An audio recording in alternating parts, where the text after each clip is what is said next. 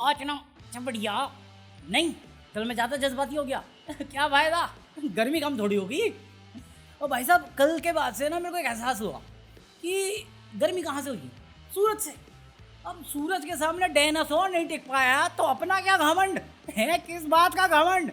लेकिन क्या हमारी जिंदगी की गारंटी गवर्नमेंट से क्या मांगू जब खुद की लुगाई हमारी लेने पे लगी पड़ी है। बात तो सही है। भाई साहब कल की वीडियो के एंडिंग में मैंने तुमसे पूछा था कि मैं इस केस के बारे में बात करूं कि नहीं करूं। साला मैं पूछा, पुलिस अपना काम कर गई।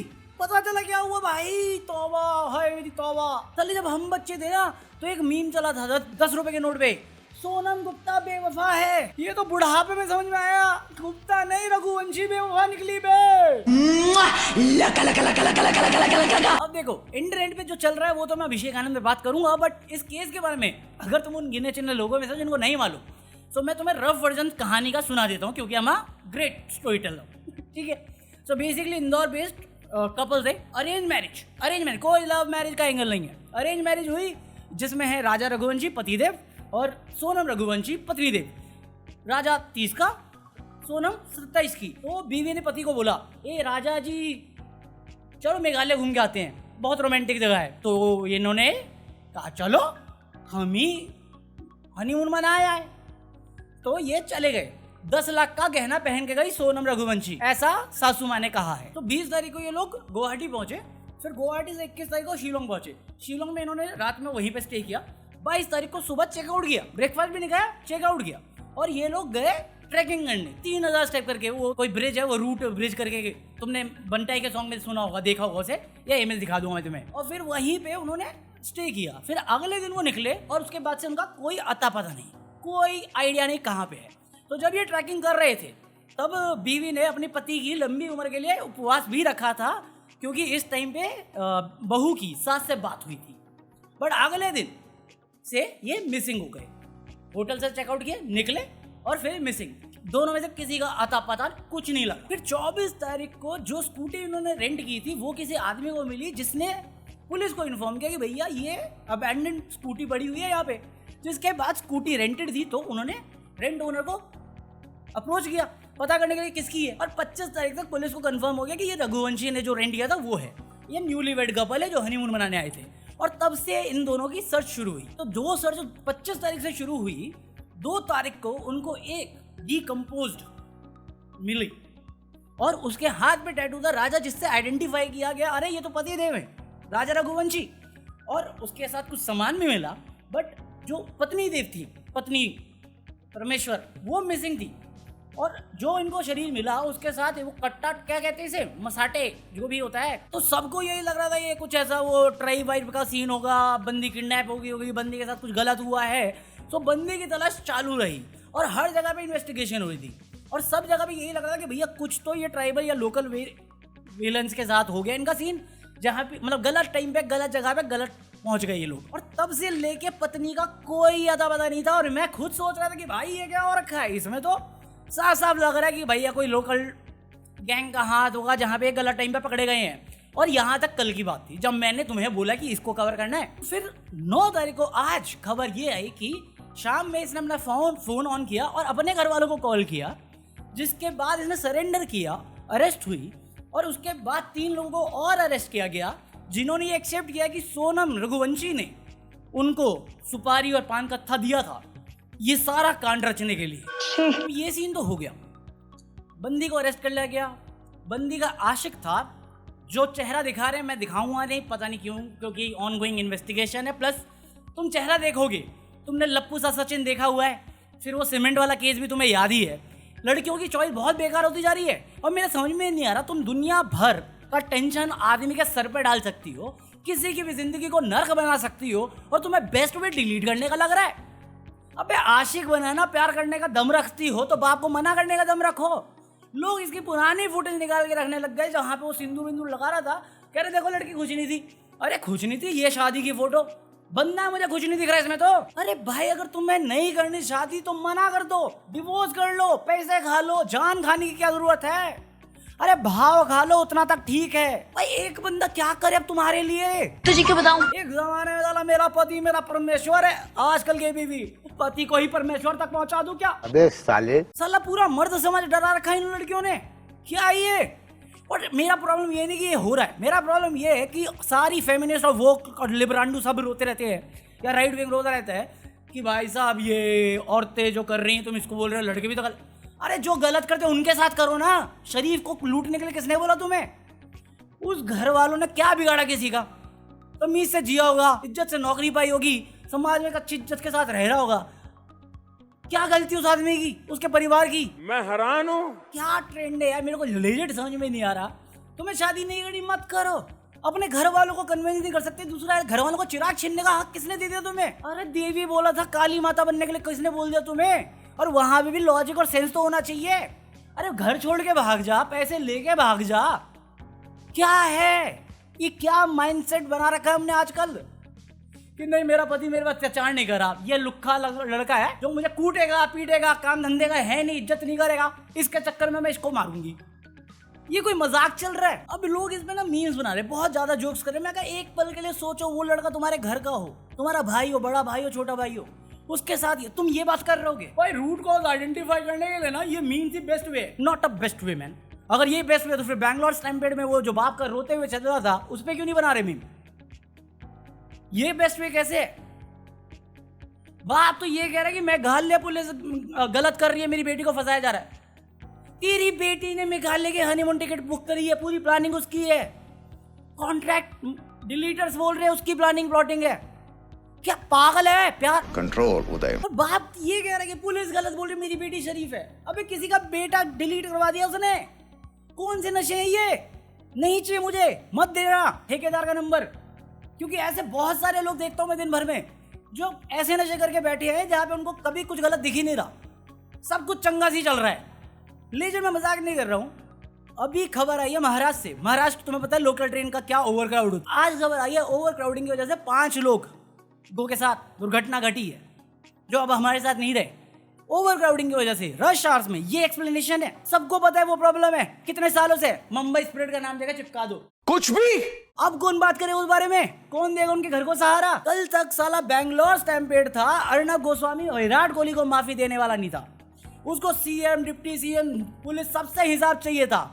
आज जब से ये केस आया मेरे को रिपब्लिक का अभी तक एक आर्टिकल नहीं दिखा है, एक आर्टिकल नहीं। मुझे ड्रग दो। अब ये पहला केस है रेलवे का, रेलवे मिनिस्टर करेगा रिजाइन अभी बेशर्मों की तरह ना, वो पैराशूट लेके कूदेगा वहां पे रील बनाने के लिए। ये क्या देख रहा है, ये देख वंदे भारत। क्या अब कोई गोदी मीडिया बैठ के बोलेगा कि सीएम रिजाइन करे, रेल मिनिस्टर रिजाइन करे हैं? या अभी कोई आके बोलेगा कि अनुपम खेर चुप क्यों है?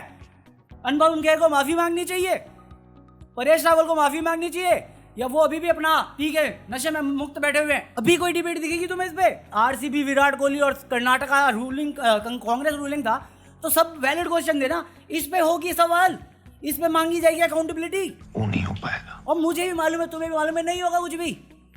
और इसलिए मैं सिंपल से पूछना चाहूंगा, why Arnab is silent tonight? Why Arnab is silent tonight? These urban Naxals, they are destroying a democracy. They are nothing but a social Naxal media who just trying to destroy our democracy or civilization. Why Arnab is silent tonight? गजब बेइज्जती है। अर्नब गोस्वामी वही बंदा है जो Pulwama attack celebrate करता है, पाकिस्तानी लोगों को पैसा देता है कि इंडिया को गाली दे वो टीवी पे आके। ये कल तक अगर कर्नाटक गवर्नमेंट से मांग रहा था अकाउंटेबिलिटी तो आज शांत नहीं रह सकता ये बंदा। इतनी हिपोक्रेसी तो नहीं चलेगी। तूने 32, 60, 64 कितनी जितनी बातें करी है ना, माफी दे रहा था तू विराट कोहली को, दुनिया तेरे को माफी नहीं देगी। साले नर्क के दरवाजा में जाएगा ना, मैं तेरे को सबसे पहले मिलूंगा और मैं ही चलूंगा तेरे को नर्क में। कुछ भी बोल भाई, अब बोल। ये ट्रेजेडीज हर स्टेट में होती है, एक स्टेट को एग्जाम्पल क्यों बनाना? इलेक्शन आ रहे हैं इसलिए।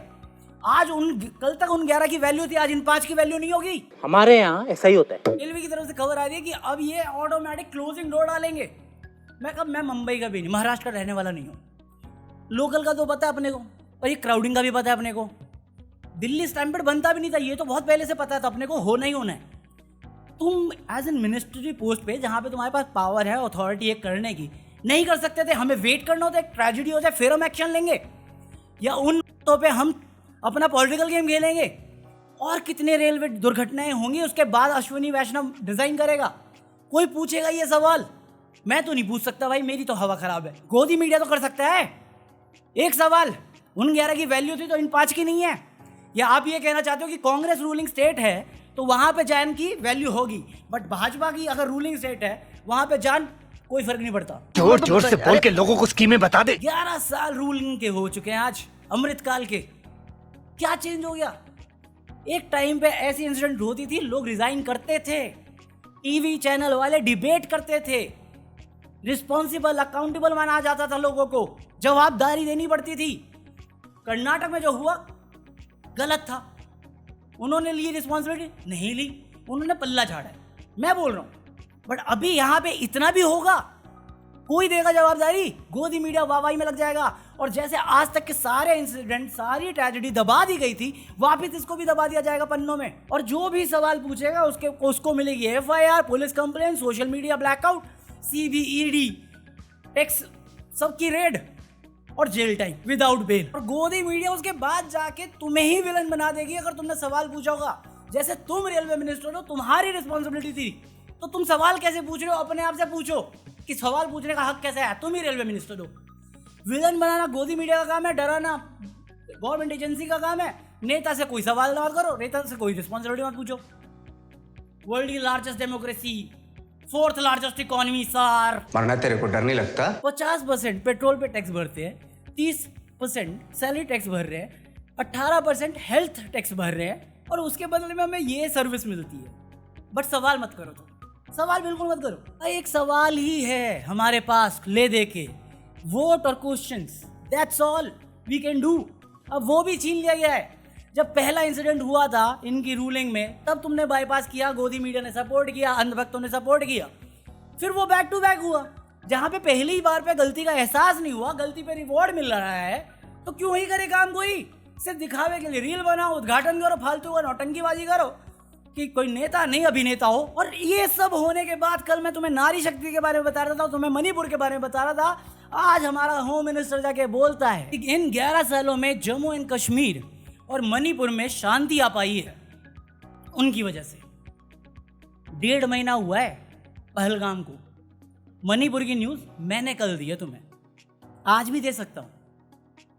बोला ना सबके सब कुछ अलग लेवल का नशा कर रहे हैं, नहीं चाहिए मुझे ऐसे नशे। क्या भूख रहे हो आप? 5 दिन के लिए इंटरनेट प्रेसिडेंट रूल के अंदर सस्पेंडेड है। भाषणबाजी, BSF किसके अंडर आता है? ममता लेके आ रही है बांग्लादेशी। क्या भूख रहे हो? पहले मैं भी यही सोचता था कि ऐसा कैसे हो सकता है यार, होम मिनिस्टर ऐसी कैसे बयान कर सकता है। फिर मेरे समझ में आया कि 11 साल में अमृतकाल तो हुआ है अंधभक्तों का। एजुकेशन से दूर कर दिया, लॉजिकल थिंकिंग से दूर कर दिया, साइंटिफिक थिंकिंग से दूर कर दिया। अब कोई वो कुछ भी बोलेंगे पलट के कोई पूछेगा ही नहीं। सवाल ममता से, ममता दे जवाब। ममता क्या बोलेगी? मेरे अंडर नहीं, इररिस्पॉन्सिबल। बात तो सही है। लेजिट हमारा होम मिनिस्टर आगे कह रहा है कि जम्मू एंड कश्मीर और मणिपुर शांति से जी रहे हैं, तो प्रेसिडेंट रूल क्यों है मणिपुर में? पहलगाम जैसे हुआ ही नहीं। वो 4 जो मैं हर बार पूछता हूं कि कहां गए, जमीन खा गई, आसमान निकल गए, हुआ ही नहीं है कुछ, सब चंगासी। आप चंगासी। कश्मीर में शांति है, वो 26 लोगों को इंसाफ मिल गया ऑपरेशन सिंदूर करके, उस पर मैं कुछ बोलूंगा FIR आएगी, बेल तो कैंसिल हो जाएगी क्योंकि इमोशन ओवरफ्लो नहीं हो सकते।